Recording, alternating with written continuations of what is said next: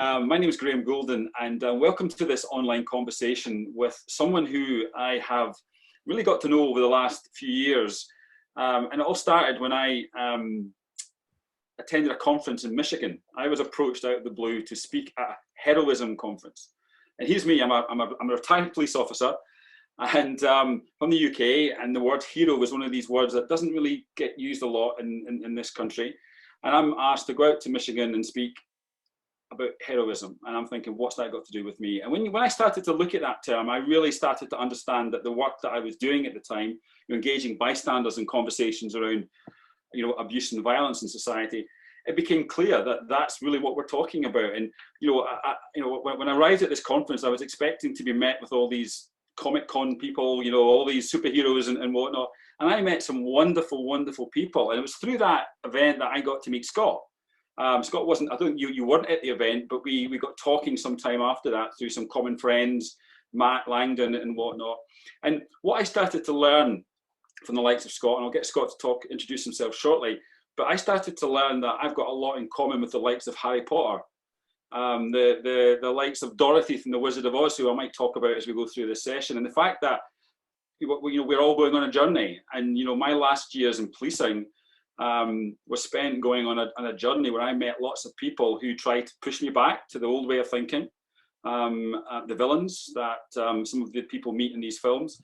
But I met some wonderful other people who really gave me knowledge, understanding, and gave me the courage to keep moving forward. And it's allowed me to come back into my workspace just now, my life space just now, to really, really engage other people in these conversations. So Scott Allison if you introduce us, where are you based and what do you do, Scott? I'm trying to figure out what I do myself. I'm Scott Allison. I'm a professor of psychology, and I teach social psychology, group dynamics, organizational behavior, and I study leadership, which kind of was my entree into my fascination with heroes and how people become heroes and how we perceive heroes, construct heroes, and tear down heroes. So I'm a psychology professor who approaches heroism from a psychological perspective, and in terms of motivations. Why do we need heroes? What do they do for us? What functions do they serve, etc. And that's my plan tonight, is to, on your Twitter, you call yourself a professor of heroism.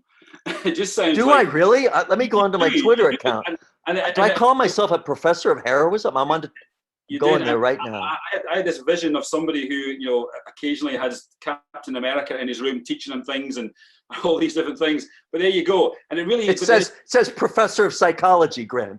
You got to get your facts straight. Okay.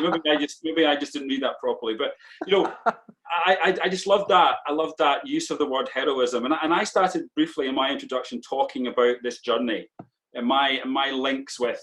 And I think all of us have the links with the Harry Potters in the world, the Dorothys from The Wizard of Oz. Can you tell the people watching this about the hero's journey and why you think it's significant in our lives? Oh my gosh. Well, Joseph Campbell, as many of you know, Joseph Campbell is the architect of that classic hero's journey.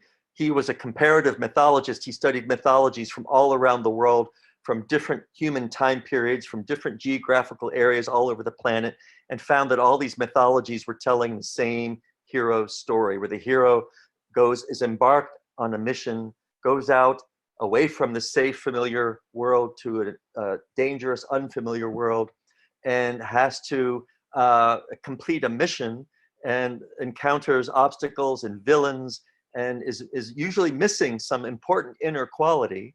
And that's key, because the hero's journey is always about personal transformation.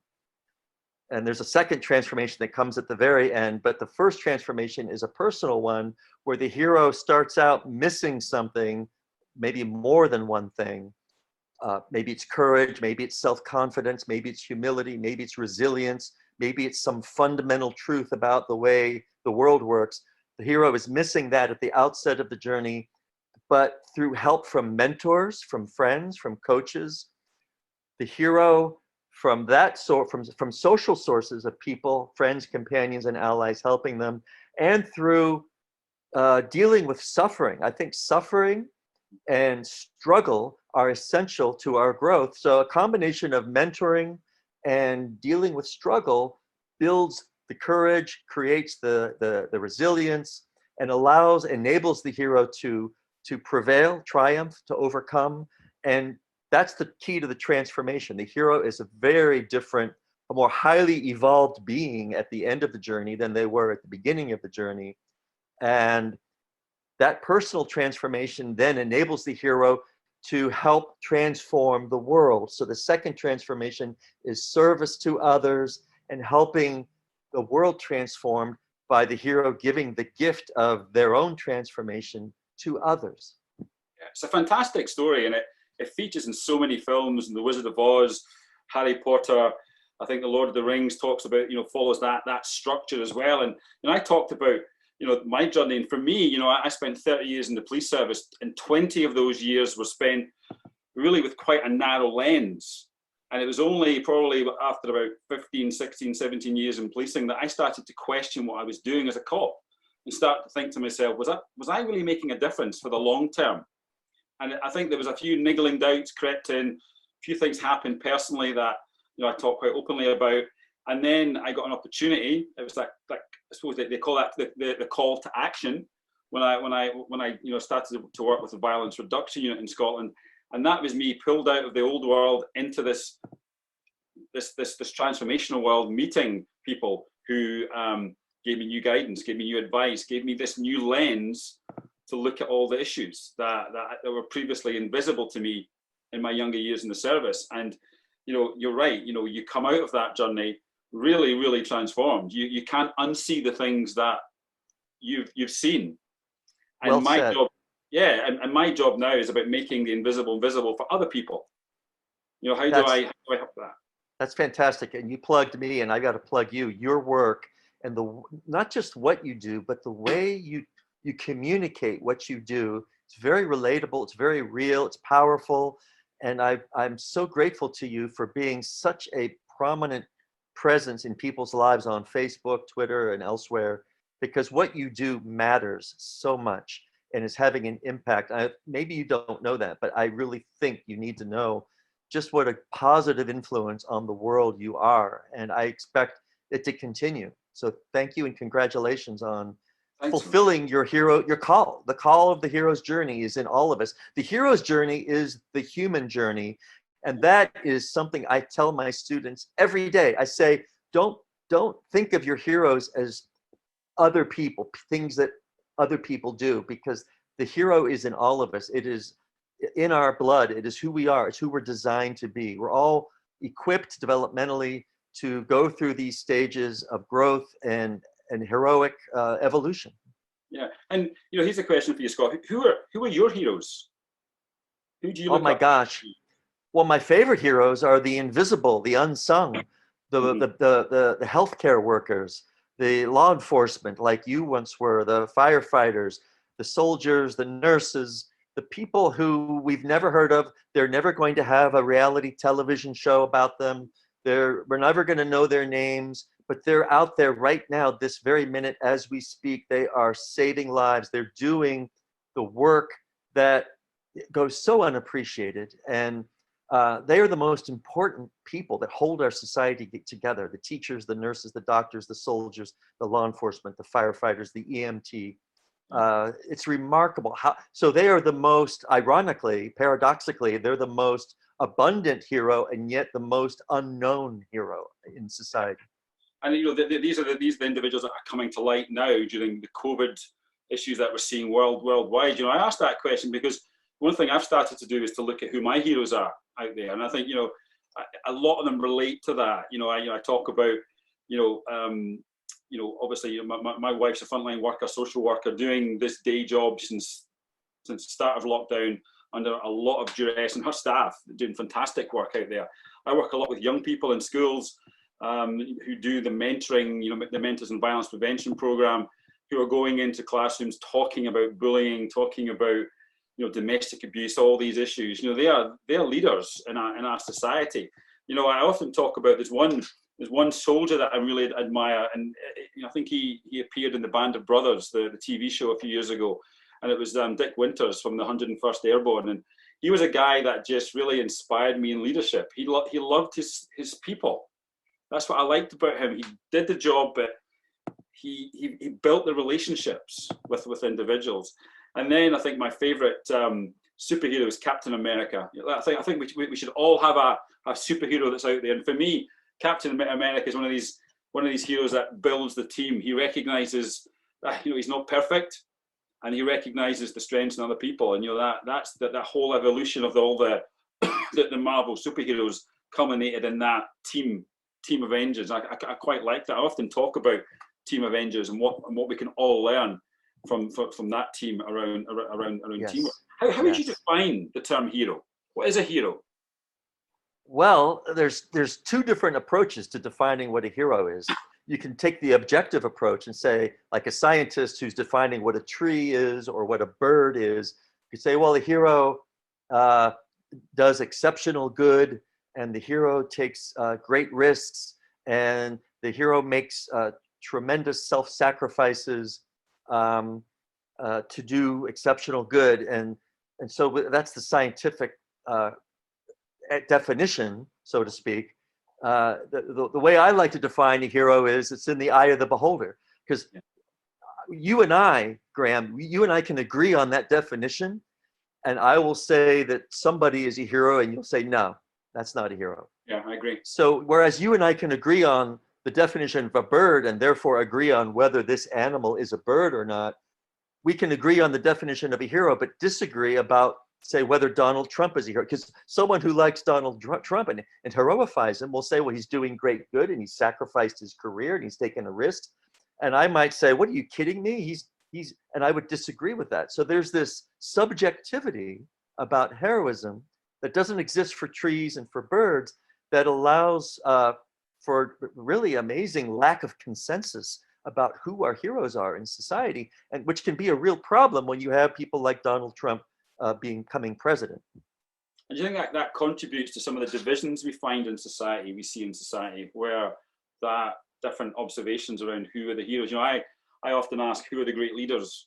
And I'll get people talking about leaders that I think, no way are they good leaders. So do you think, and that Donald Trump is the classic example one, but do you think that perspective can lead to division? Absolutely. Because one of the things we did when we first started studying heroes is we asked people to give us the attributes of a hero. What are the traits that describe a hero? And we got hundreds of traits, and we reduced them down to 8 traits, the great 8. We called them the great 8 traits of heroes. And they were things like, heroes are smart and strong and charismatic and resilient and reliable and caring and selfless. We had these 8 traits, but 5 of the 8 traits can also be used to describe villains. Villains can be charismatic. Villains can be resilient. Villains can be smart and strong and inspiring. So it's kind of, we'd like to think heroes and villains are on opposite ends of a spectrum, but really they're 2 twigs off the same branch, which is a little scary because that allows for easy division and divisiveness when 2 entities that seemingly are so different are actually overlapping to a great degree, which allows for confusion and discord in society. Yeah, I'll probably come back to that when we talk about situations and whatnot. But another question is, we talk about heroes, and here in the UK and in Scotland, I often find when people are doing great work and they're talking a lot about what they do, society is very quick to, okay, you've had your moment, you've had your time, you're doing that work. Now's the time for you to get back in the real world. Why are we so quick to bring people back down to earth when people are doing such great work? The idea psychologically behind that is we have this craving. It's almost a deep archetypal craving for a hero who we can put up on an unrealistic pedestal. We want people to do such remarkable, incredibly brilliant, godlike things. And I think it is deification. We want to deify people. We want to make them more than human. We have this need to deify people. And then when they inevitably fail to meet those perfection expectations, they have to come down. So we build up such an unrealistically high standard for them that they in no way can meet that standard. They are inevitably going to fall short. And that's when we have to tear them down because they didn't meet the impossible expectations we had for them. It's fascinating to me that smart, rational humans can put people up on such an unrealistically high pedestal that will inevitably disappoint them. It's fascinating to me. Yeah, it's often the fact that we just want to sometimes use the word hero to talk about the Superman, the Spider-Man, the Captain America, the Wonder Woman, whatever that is. But you know, in my view, and clearly from yourself, is that every one of us has that potential to be that hero in our society. You know, when you talk about acts of heroism, what are you talking about? You know, give me some examples that are not the saving the world, saving the planet. You know, give me something. You've identified some work careers and whatnot, but give me some examples of heroism. Okay, well, again, there's disagreement. For example, my mother-in-law, who's 88 years old, she always argues with me about it. She thinks a one-time heroic act does not make a hero. She says, well, that's a heroic action, but the person who did that one heroic act isn't a hero unless they devote their entire lives to a heroic, noble goal, a heroically virtuous goal.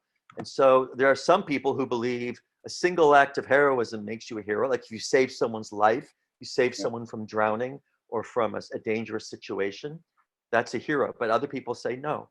So there's disagreement about that. Me personally, I cast a wide net. I want to give people credit for doing whatever little good they're doing, even if it's just saying hello to a neighbor or smiling at someone or helping someone in the moment who needs help. To me, the world is such a dark place that the more small amount of good we can do, the better, because I'm a big believer in small actions. It's kind of like the butterfly effect. Small actions can have a ripple effect that goes out to eternity. And so to me, even a small act is heroic with a small h, but then there are heroic acts with a large H. And I believe that people like Gandhi, the classic heroes like Gandhi and Mandela, our Martin Luther King Jr. in our country were heroes with a capital H because they really did culturally transformative actions, and they devoted their lives toward unifying people. And I think anyone who brings people together, who builds bridges, who connects people, who unifies people is a hero in my book. And anyone who divides people is a villain in my book. And our greatest heroes bring people together, including the superheroes like Superman and Captain America.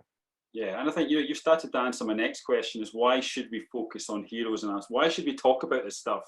You know, that ability to heal the wound, I suppose, is the main thing, and create, you know, togetherness. Would that be why we should do this? Well, absolutely. Our society desperately needs heroes. And they serve a lot of functions. So as psychologists, we know what kind of functions heroes serve. They protect and defend us, which you did throughout your career. They impart wisdom to us. They model morality for us. They inspire us and heal us and energize us. They produce positive emotions. They make us feel good. I'm doing some research right now on nostalgia.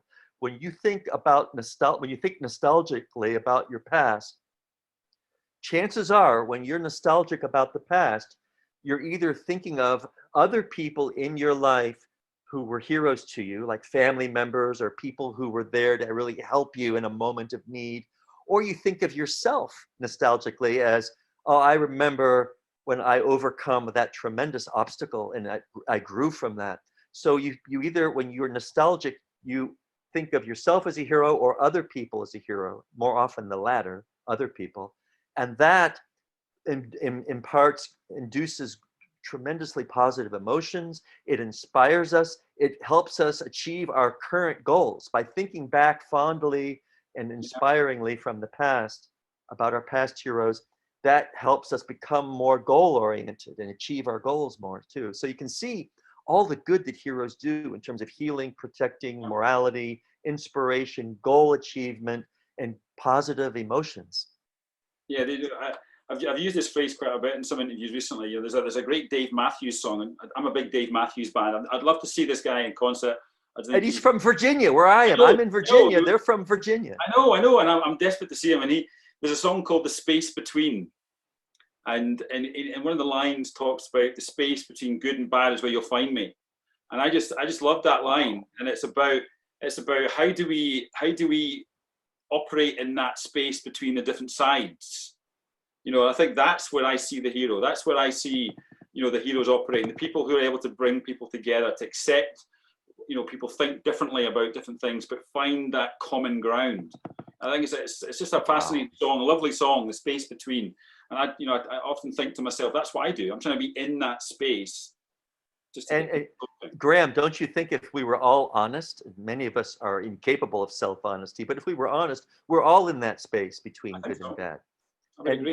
But the human brain, our human brains, and this is again the psychologist in me talking, the human brain loves to think in terms of dualities and dichotomies and categories, when really the world is messier than that. And we are in that space between good and bad. And I think you wanted to ask me today, are people good or bad? Yeah. And the answer is yes. People are good and they are bad. And Alexander Solzhenitsyn said that the line between good and evil cuts through the heart of every human being.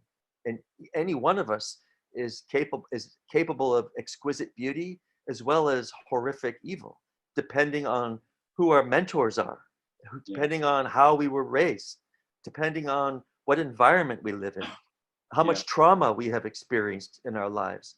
If it's unresolved trauma, that pain we're feeling that we can't work through, we're going to transmit outward, we're going to project it outward. And you know that as well as anybody about trauma and how much trauma there is in the world, and it's unhealed. And that takes that middle ground between good and evil and bends it toward evil. But if we can help people away from the trauma and help them resolve it, and come to terms with it and heal from it, then we have post-traumatic growth, not stress disorder, but a growth situation, a hero's journey situation.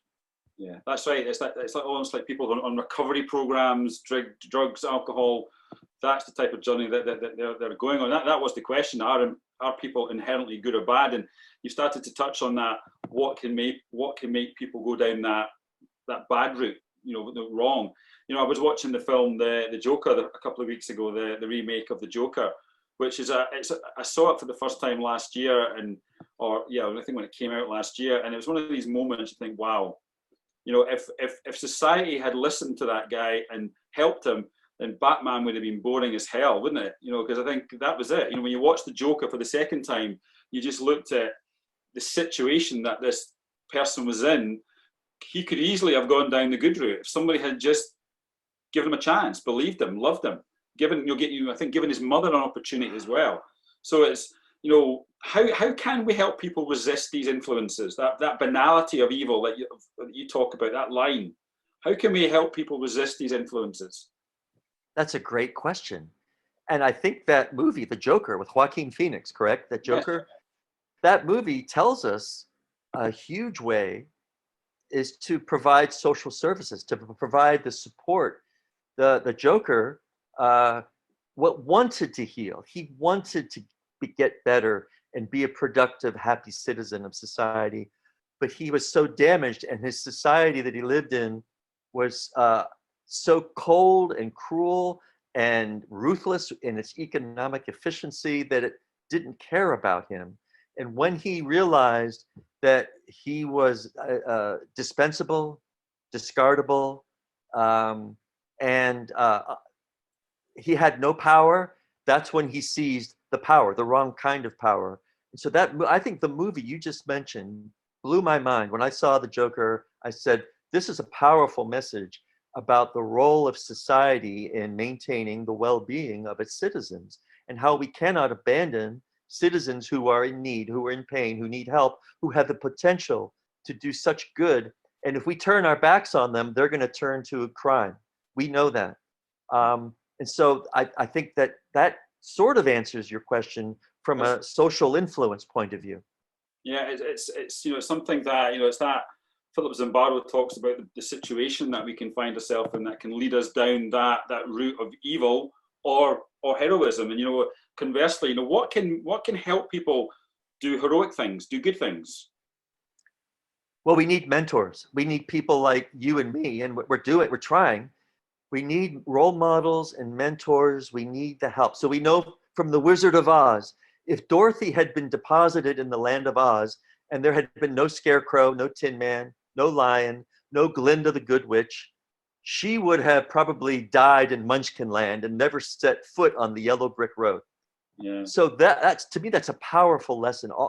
This is what's so cool about movies and novels. I tell my students, you think you're watching movies to be entertained. Do you realize that's not why you're drawn to these movies? You're drawn to these movies because they're telling your story. The heroes in those stories are calling you to go on their journey because their journey is the human journey, and they're trying to teach you this is what you do. This is how you overcome obstacle. This is how you grow. You find people, you find friends, you find allies, you persevere, you struggle, and you push through it. And so I say to my students, you know, it's not entertainment, it's education and it's inspiration. And we're drawn to storytelling for that reason. So I think mentorship, positive social role models, leaders other than Donald Trump who role model behavior for us, leaders who are kind, empathetic, compassionate, helpful, humble, forgiving, grateful. I mean, there's a constellation of attributes that leaders need to have to push us in the butt in the right direction, not the wrong direction.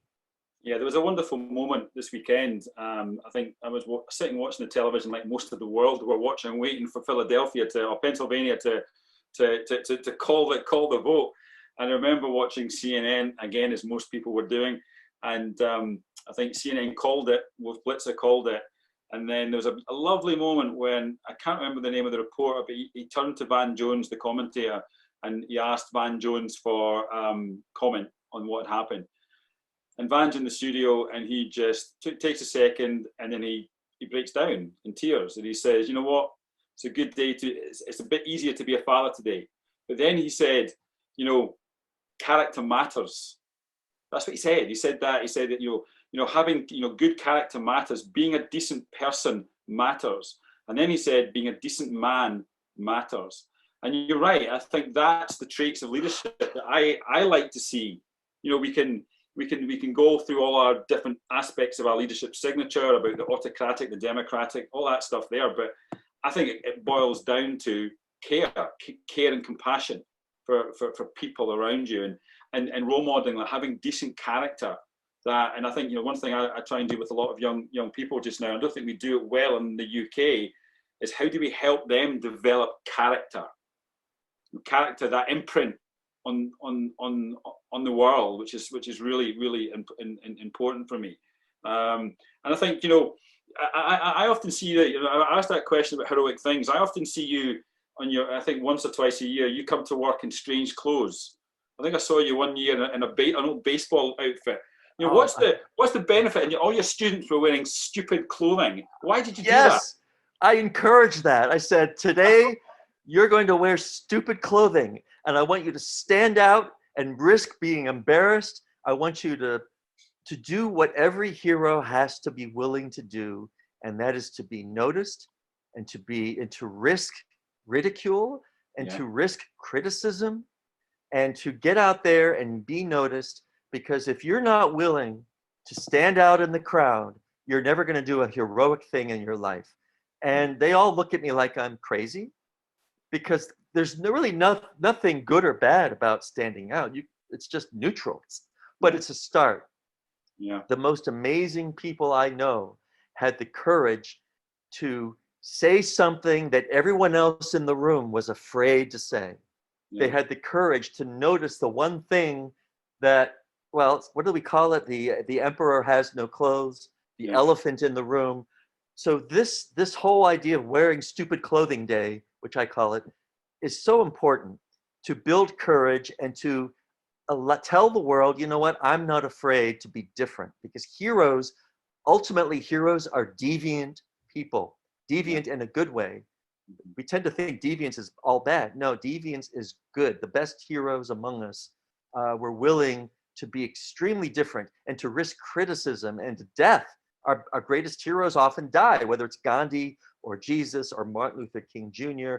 Heroes are threatening because they're willing to be different, but we need heroes to take that risk. Yeah, it's something, I think that every one of us should have a pair of green trousers or red trousers in our wardrobe to wear every so often, just to stand out. I came home a couple of years ago with a bright orange car. I love my car. It's orange, white roof. I just love it.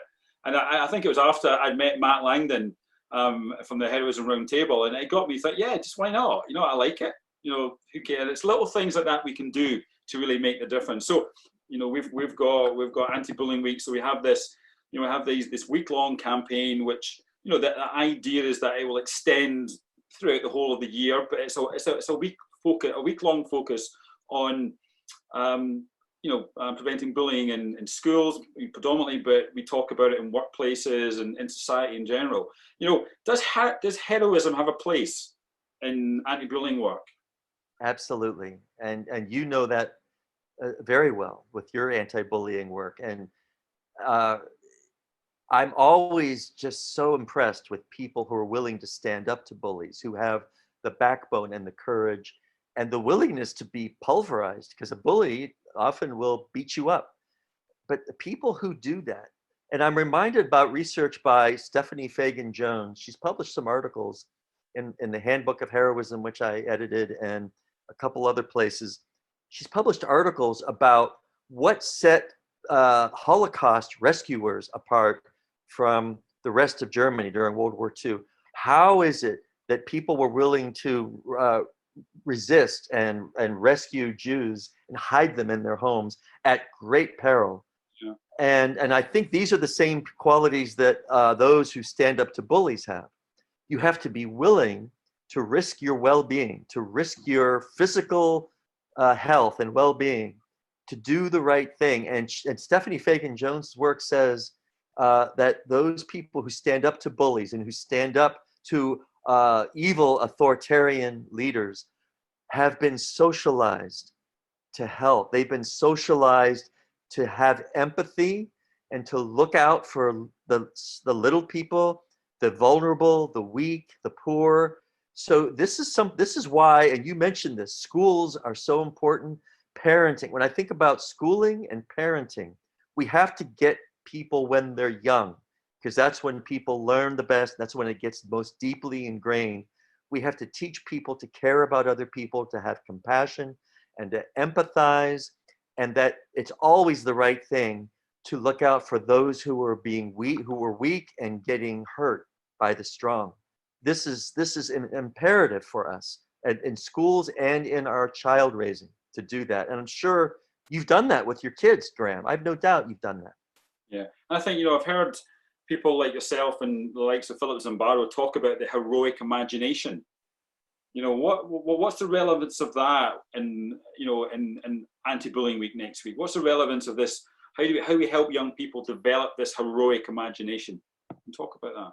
Well, part of that is my dressing up stupid day. Yeah. So you start with baby steps. You have to train people to do the basic things that heroes do. And after they've learned to be able to be comfortable being different, wearing their green trousers or their pink shoes like David Rendell wears, then you start doing small acts of kindness, because even small acts of kindness make a difference in terms of their ripple effect on all eternity. Because if I do an act of kindness for one person, they're more likely to do it to another person, and it flows out exponentially.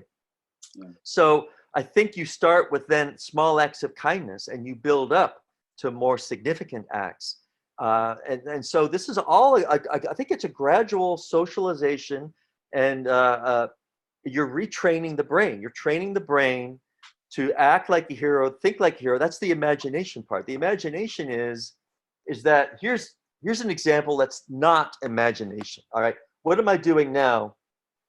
As I'm walking down the street, my face is in my mobile phone, and I'm not paying attention. I'm not staying present. in my moment, and I've lost sight of my imaginative ability to look for possibilities. Is there an elderly person who needs help crossing the street over there? Did someone just drop something that I should tell them about? Look, you dropped your handbag. Paying attention and smiling and being in the moment and getting our heads out of these devices, which do us no good whatsoever, in my opinion. I'm such an old curmudgeon. No, I would agree with you, Scott. I think you're right. I remember during March, April, the start of the lockdown period, that was a time where we were queuing to go into shops. And I purposely made the point because I started to see it. My phone, I'm trying my best to not use my phone as much. It's hard. But even speaking to people in the queues outside the shops, engaging in small talk. Small talk is disappearing. I know, we need more of it. I've been teaching for 33 years. The first 25 years, students would be chatting, connecting. There'd be this sense of camaraderie and cohesion. And now I come into class to begin a class and there's dead silence and everyone's doing this. Yeah. And it depresses me greatly. Yeah.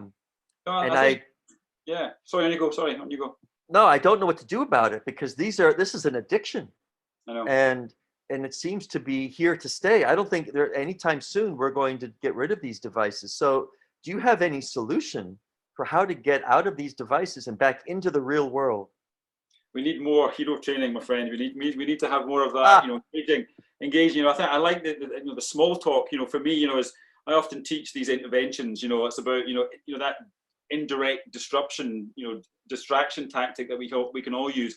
And I think small talk can play into that. We can practice talking about the weather, talking about what's been on television. The truth is, we feel better. We feel if we're waiting in line at a coffee shop or wherever we're in queue, we will feel better. And the stranger we have reached out to for small talk feels better. We're improving our well-being just by making mindless conversation because we've built a connection. We've shared our humanity with someone else for that moment. I think that heroic imagination Scott and I have talked about is something we can all get involved in, in our workplaces, in our schools, in our families, just, talking about things we've done each day, helping people cross the road, talking to people in the queue, what we promote, we permit. And I think we should all start thinking about how we talk to our kids and our own kids in school, people in our circle of friends, how we can really make that difference. And you started talking about, and just coming towards the end of this, I've really enjoyed this interview, and kindness. Kindness is the glue that binds us together. What's your thoughts on that? Is kindness the glue that is in the middle ground that we can all... I think it is, because let's face it, Graham, kindness is love. And love is the glue that holds everything together. And we're sadly lacking in loving relationships with people. And this gets back to your good, bad, because we've dichotomized the world and people are either friends or enemies. They're either with us or against us. In our country, it's either Democrat or Republican. And we've lost sight of our shared humanity. We've lost sight of the fact that kindness is and common courtesy. And again, I don't mean to pick on Donald Trump, but I do mean to pick on Donald Trump. He doesn't have a kind bone in his body. There's not a kind, sympathetic bone in his body. And yet we see him as at least almost half our country sees that as a heroic attribute, which is shocking to me.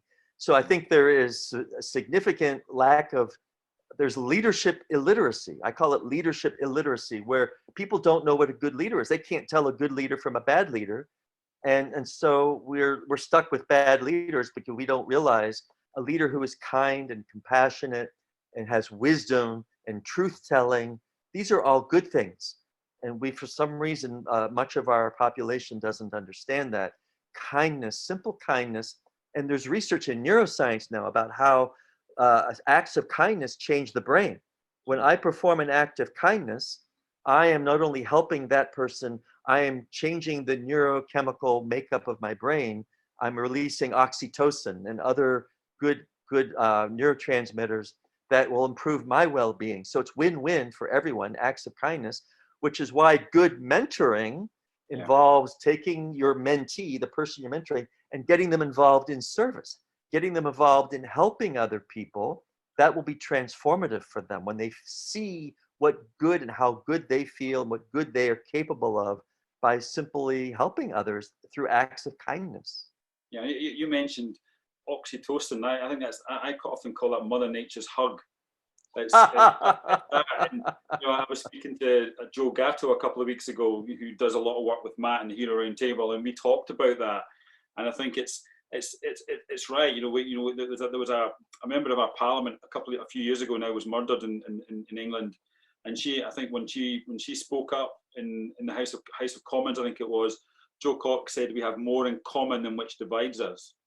And I think that is so true. And it's about, just recapping on some of the things we've talked about. How do we, you talked about the addictions to phones. We need to create conversations, so we force people to put the phone down and bring them into the conversation around all the issues that we're seeing in the world. I think that's something we can be doing, we can getting better at. And that's why I like your, sort of hearing about and reading about your classes. I'd love to sit in one of your classes in the future, come to one of your sessions and wear stupid clothing, because I think that's it. And I think when if we can engage people in conversations, I was working with a law firm today, and we had 90 minutes where I just created the space and they talked. And what we ended up with was 30 people who just saw the commonality and the common purpose to make workplaces safer. It was great. And it's such a persuader. Wonderful. Great job.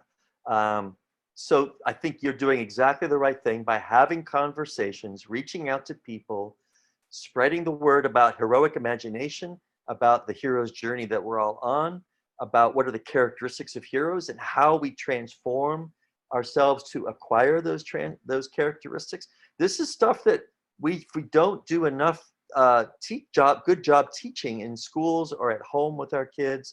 Because I think it does start at a young age, where if we can socialize people to see the world through the heroic lens, that heroic lens, which is very growth oriented, which is very sociocentric, not egocentric, but sociocentric, and is very much geared toward making the world better through acts of kindness and empathy and compassion, which is why the Dalai Lama is one of my heroes, because he's all about compassion and just loving people rather than judging them or hating on them. So yeah, this is a very useful conversation I'm having with you. I've really enjoyed this. Yeah, and just to bring this to conclusion, listen, thank you, Scott, for giving up your time today. And I'm glad, I'm pleased for the world after what's happened in the last few days, but I'm pleased for you. I've got lots of American friends who for the last 4 years have gone through a lot of soul searching, and I'm hoping that this is the end of that, the light at the end of the tunnel, not just for you, but for all of us. And I think my closing remarks for this session today is that let's bring this word hero into our conversation. In working in schools, working in workplaces, working in sports teams, in different settings. How can we bring this word hero back in to our conversation? And let's not be too quick to bring people down.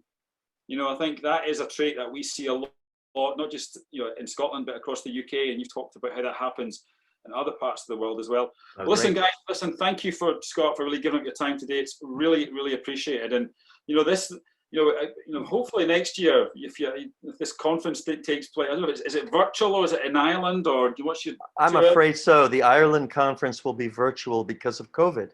So it's really a shame I won't be able to see you in person yet, but we will be coming to the British Isles someday. I guarantee it.